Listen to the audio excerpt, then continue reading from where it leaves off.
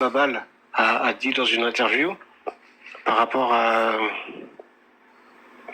ça, c'est que l'enfant que j'étais n'est jamais devenu adulte et l'adulte que je suis n'a jamais été enfant. Tu vois, c'est quelque chose comme ça. Je vois. Ça tourne autour de ça. Et quand je fais attention des fois et que je lis les commentaires, les commentaires de personnes qui se revendiquent de l'islam, tu vois qu'il y a aucune empathie. Je fais pas un appel à l'émotion, hein. Je fais pas un appel à l'empathie, mais il y a des gens, ils ont aucune empathie. Quelqu'un qui raconte une histoire comme moi, normalement les gens, hein, à peu près normaux, hein, ils sont un peu peinés, ils sont un peu solidaires, un peu empathiques. Alors que non, là, c'est de la connerie, t'as juste été, machin, truc, non. Pourquoi? Parce que, comme je te l'ai dit, ils sont en train de m'entendre dire du mal de leur religion. Et ils se disent, oula, le 10 mars 2025, Allah a été témoin que j'étais présent sur TikTok et que j'ai pas utilisé mon clavier pour faire fermer sa bouche à ce kéfir. Apostat, Ils sont obligés de le faire. Il y a Axel qui demande, est-ce que la fille, elle était aussi apostate? C'est la fille qui est devenue ta femme? Non. Non, je vais être hyper transparent. Elle était d'origine juive, mais athée. D'origine juive, pied noir, mais athée. Ok.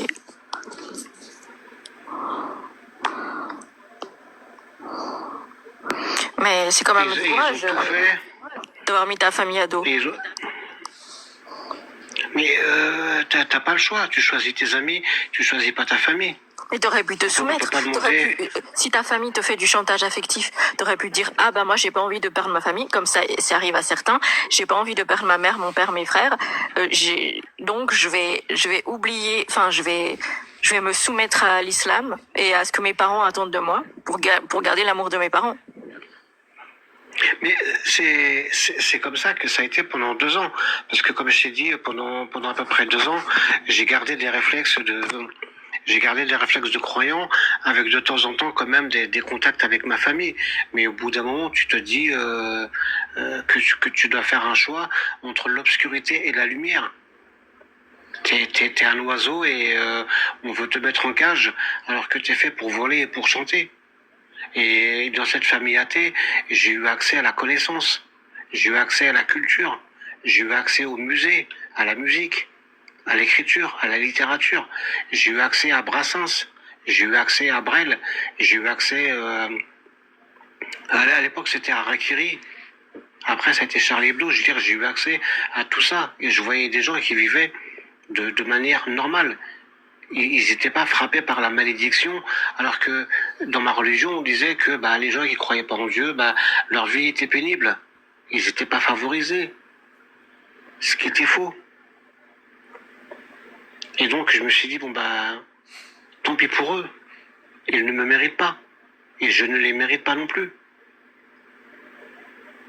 À quoi ça m'aurait servi à quoi de persister alors que eux, ils voulaient rester dans leur endoctrinement. Parce que, parallèlement à ma vie, eux, ils étaient restés dans leur milieu musulman. Dans leur milieu où ils s'auto-fliquaient les uns les autres.